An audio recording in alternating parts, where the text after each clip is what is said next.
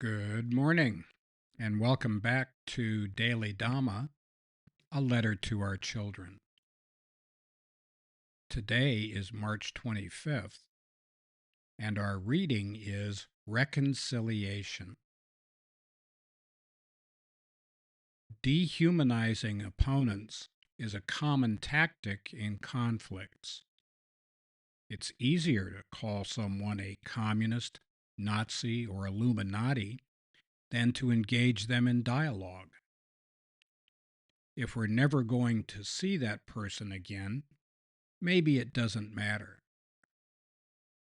But when it comes to family members, neighbors, and fellow citizens, the question becomes, how the heck do we make peace with a commie, Nazi, racist, sexist, homophobe anyway? For starters, we might stop treating others like caricatures. Right speech means not smearing someone for our own political ends. Reconciliation is easier if we don't call people names in the first place. If we paint ourselves into a corner by denouncing people who disagree with us, we're going to have to take it back. The alternative to making peace is living in constant strife.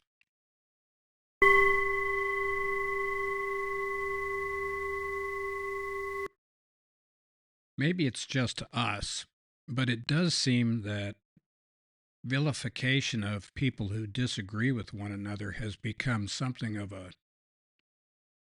national sport, international sport for that matter. Around the world, we find people who are more than willing to engage in tearing down others and glorifying people who agree with us. It makes it awful hard to come together after the fight is over or after the disagreement is over.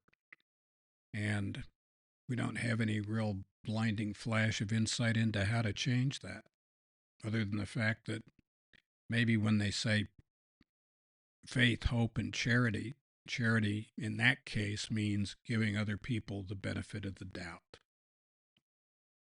Why not? It is also worth noting the kind of reconciliation that has occurred between enemy armies, even more so than civilian populations. And I've got a couple of examples. One, George Patton, as a young man, liked to travel with his family to Civil War battlefields where many of his ancestors had fought on the side of the South. And on one such excursion, they were at the site of the Battle of the Wilderness, and there was an old guy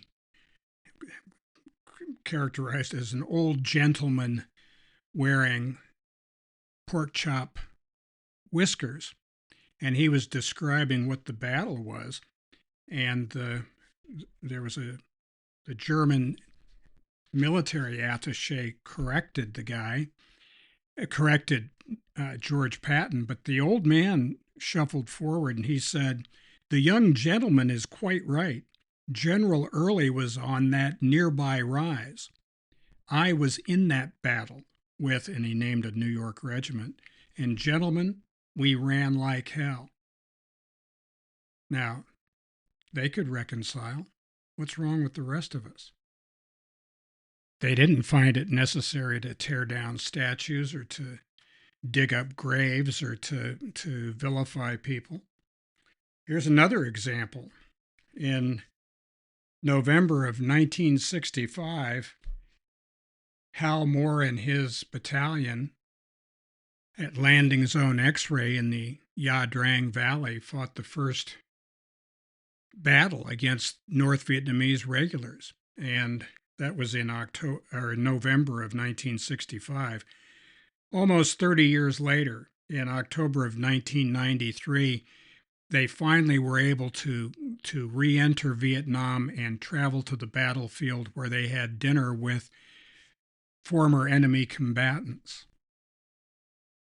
Again, they can reconcile, but the civilians can't. I find that very difficult to believe. So happy trails to you until we meet again.